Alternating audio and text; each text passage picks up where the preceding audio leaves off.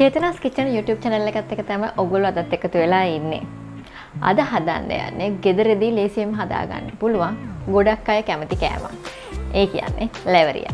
ඉතින් lavariya හදන්න දන්නේ නැති කට්ටියක් ඉන්නවා, දන්න කට්ටියක් ඉන්නවා. ඉතින් හැමෝමත් එක්ක එකතු වෙලා බලමු කොහොමද ලේසියෙන් අනාගන්නේ නැතුව වැඩේ ලස්සනට lavariya එක හදාගන්න කියලා. අපිට ඒ සඳහා අවශ්‍ය වෙනවා ඉදියාප්ප පිටි, එහෙමත් නැත්නම් සුදු කැකුළු සහල් පිටි. ඒ වගේම පොල් කෝප්ප දෙකක්, පැණි කෝප්ප භාගයක්, සීනි මේස හැන්දක්, කුඩු කරගත කරදමුග කුඩු තේ හැඳි කාලක්, ලුණු පිංච් එකක්.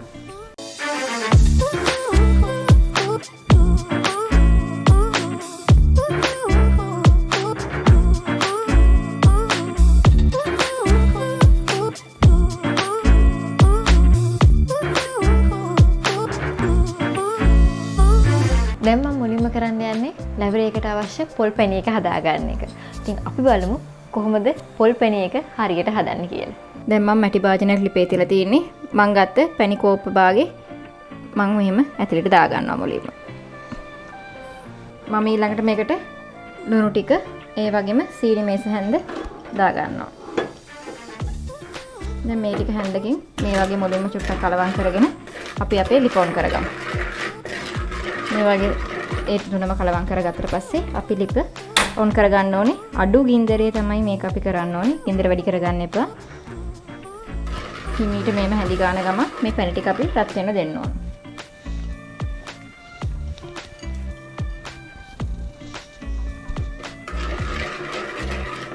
මම අරගෙන තියෙන්නේ පොල් පැණි. ඔයගොල්ලන්ට මේ සඳහා කීතුල් පැණිත් පාවිච්චි කරන්න පුළුවන්. පැණි නැත්තම් ඔයගොල්ලන්ට සීනි වලිනුත් මේ පොල් පැණි එක හදා ගන්න පුළුවන්. ගින්දර අඩුවේ මේ වගේ අපි පැණි ටික රත් කරගන්න ඕනේ. සෝරි, ඔයගොල්ලෝ දැන් පේනවා ඇති අපේ පැණි ටික රත් වෙගෙන එන්නේ. මේ වෙලාවේදී මම කරදු මුංගු තේ හැඳි කාලේ එකතු කරනවා මේකට. මේ වගේ දාලා ඒකත් හොඳට මේ වගේ කලවම් කරන්න. දැන් අපි මේකට අපි ගාගත්ත පොල් ටික එකතු කරගන්නවා.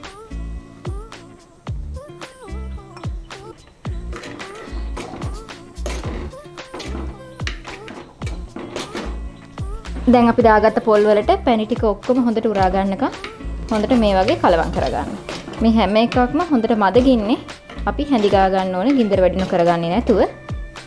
දැන් උන්ට පේනවා ඇති පැණි ඔක්කොම පොල් වලට හොඳට උරාගෙන තියෙන්නේ.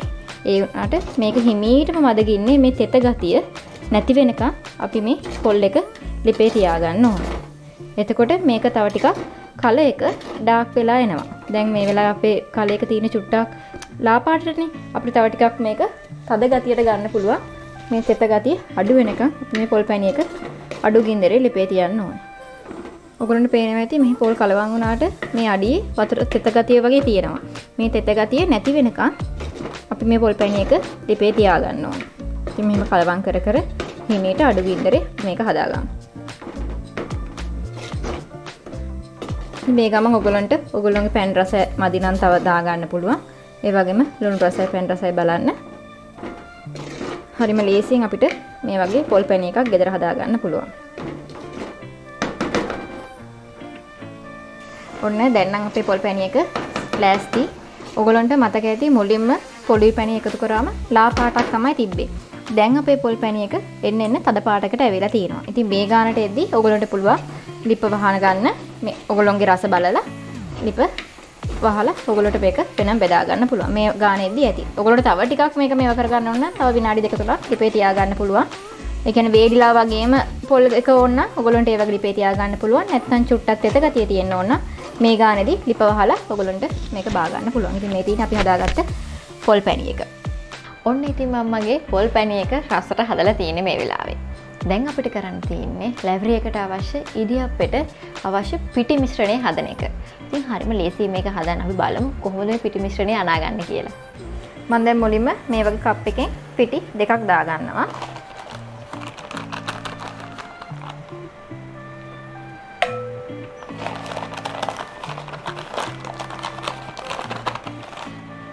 මේ වගේ පිටි කප් දෙකක් මම දාගන්නවා. ඊළඟට ලුණු තේ හැඳි භාගයක් දැන් අපි ලුණු ටිකයි පිටි ටිකයි ටිකක් හොඳින් මිශ්‍ර වෙන්න මේ වගේ කලවම් කරගන්න. දැන් මම මේ ගත්ත පිටි එක ඇවිල්ලා ඇල් වතුරෙන් තමයි අනන්නේ. මේකට මද රස්නේ වතුර උණු වතුර පාවිච්චි කරන්නේ නැහැ. වතුර දාද්දී ඔයගොල්ලෝ එකපාර වතුර දාගන්න එපා. පොඩ දාගෙන මේ වගේ හැඳි මිටකින් මේ පිටි ටික කලවම් කරන්න. එකපාර දාගත්තොත් ඕන්ට වැඩි දියාරු ගතියක් එනවා පිටි මෝලියේ. මේක හන්දා හිමීට වතුර ටික දාගෙන මේ වගේ ඔක්කොම පිටි ටික එකතු වෙන්න කලවම් කරගන්න. මුලින්ම මේ වැඩේ කරන එක්කෙනෙක් නම් මම අර මුලින් පිටිමැන්න කප් එකට මුලින් වතුර එකක් ගන්න. ඒකෙන් අරගෙන ඒකෙන් ටික දා කරන්න. ඊට පස්සේ ආයෙ ටිකක් ගන්න. ඒ වගේ එතකොට තමයි තේරෙනවා කොච්චර ප්‍රමාණයක් පිටි මිශ්‍රණය සඳහා යනවාද කියලා.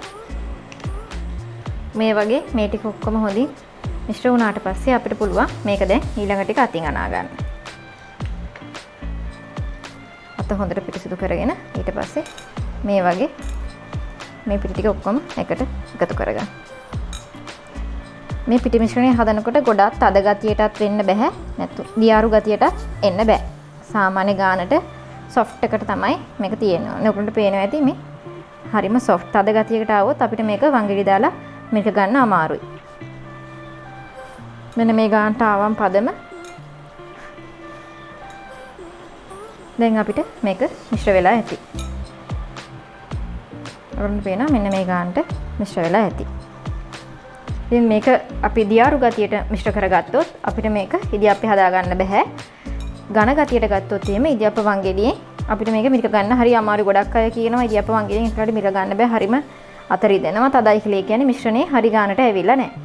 දැන් මේ වගේ soft dough එකක් ආවම අපිට හරිම ලේසි ඉදියප්ප වංගෙඩියට දාලා මේක මිරික ගන්න. හරි. දැන් අපි අපේ ඉදියප්පේට අවශ්‍ය මිශ්‍රණය හදාගෙන ඉවරයි.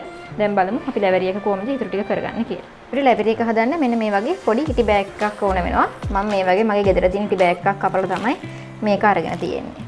ඊළඟට මේ වගේ ලැබරිය දාන තටුවක් අවශ්‍ය වෙනවා. ඔයගොල්ලන්ට මේ වගේ ලොකු ලැබරිය දාන තටුවක් නැත්නම් ඔයගොල්ලෝ ගෙදර තියෙනවනේ ඉදියප්ප තටු.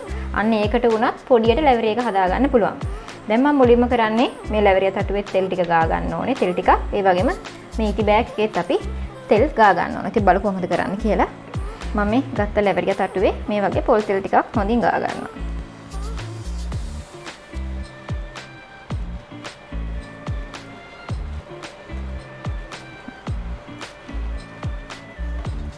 මම මේක අරන් තියෙන්නේ ඉතින් අපි ගන්න ඕනේ අපි දාන ලැබරිය තටුවේ සයිස් එකට වගේ තමයි චුට්ටක් ලොකු උනාට කමන්නේ ගන්න ඕනේ.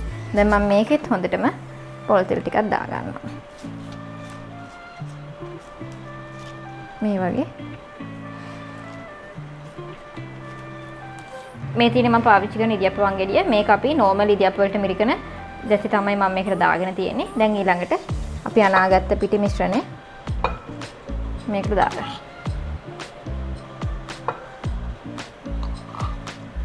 මේ වගේ මේකට දාගෙන හරි. දැන් මම කරලා තියෙන්නේ මම ගත්ත ලැබරිය තටුව යටින් තියලා මේ ඉටි බෑග් එක උඩින් තියලා තියෙන්නේ. මේ ක්‍රමයට කරොත් අපිට හරි ගානට කරගන්න පුළුවන් කිසිම අපහසුාවක් නැතුව. දැන් අපි ඉදියප්ප දාගත්ත වංගෙඩියෙන් මේ වගේ ලැබරිය අවශ්‍ය ඉදියප්ප ටික මේක ගන්න ඕන.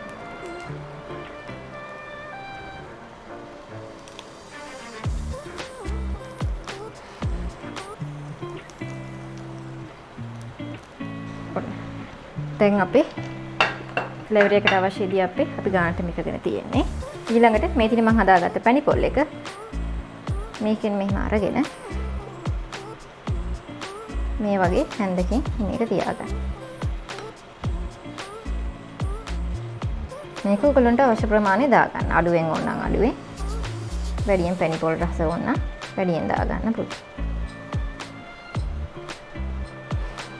මේ වගේ පැණි පොල් එක තියාගෙන අපි දැන් මේ ලෑල්ල මේ වගේ මේකට හරව ගන්නවා. දැන් මේ ඉටි කොලේ මෙහෙම උස්සලා අපි හිමීට මේ වගේ රෝල් කර ගන්නවා. අපි ඉටි කොලේට තෙල් ගාලා තියෙන හන්දා මේක අපිට හරි පහසුවෙන් කරන්න පුළුවන්. මෙන්න මේ වගේ. හරි. දැන් අපේ ලැබරිය එක එතිලා තියෙනවා. දැන් අපි කරන්න ඕනේ මේ තට්ටු උඩින් මේ වගේ හිමීට මේ ලැබරිය එක තියාගන්න එක. මෙන්න මේ වගේ තමයි අපේ ලැවරිය එක එන්නේ. ඉතින් අපිට හරිම කිසිම අපහසුතාවයක් නැතුව ලස්සනට මේ වැඩේ කරගන්න පුළුවන්. ලස්සනට රෝල් වුණා. ඉතින් මේ තට්ටු වලින් සාමාන්‍යයෙන් 4ක් හරි 3ක් හරි අපිට තියාගන්න පුළුවන්. ඉතින් අපි බලමු. මම ඊටු ටිකක් හදාගෙන ඉවරලා ඔයගොල්ලන්ට පෙන්නන්න.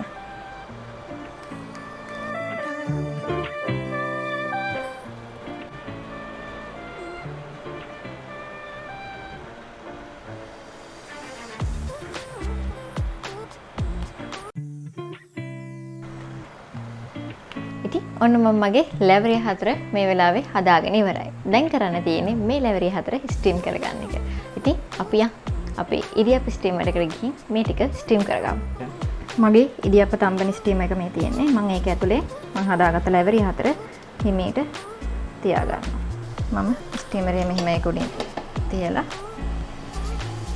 මුලින් වහගෙන විනාඩි 5ක් අපි මේ ලැවරිය ටික ස්ටීම් කරගමු.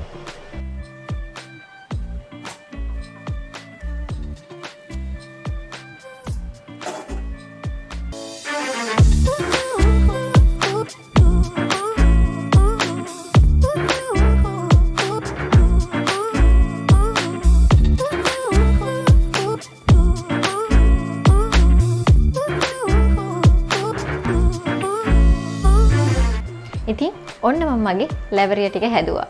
දැන් මේ දවස් ටිකේ ලොක්ඩවුන් නේ. ඉතින් ගෙදර තියෙන දේවල් වලින් කම්මැලි වෙලාවට හවසකට පොඩි කෑමක් කන්න හිතුණොත් මේ වගේ දෙයක් හදන්න පුළුවන්. අපිට ඉඩිල බඩු ගන්නත් බෑනේ. පොල් ගෙදර තියෙනවා, පාන් පිටි ගෙදර තියෙනවා, ඉදියප්ප පිටි වගේ ගෙදර තියෙනවා හැමෝටම. ඉතින් ලේසියෙන් හරිම නිවැරදිව කොහොමද ලැවරිය එකක් හදන්න කියලා තමයි මම අද කියලා දුන්නේ. ඉතින් මේ වගේ ඔයගොල්ලන්ටත් ගෙදරදී ලැවරිය එකක් හදන්න පුළුවන් රසට හදලා බලලා මට කමෙන්ට් කරන්න. Let it go.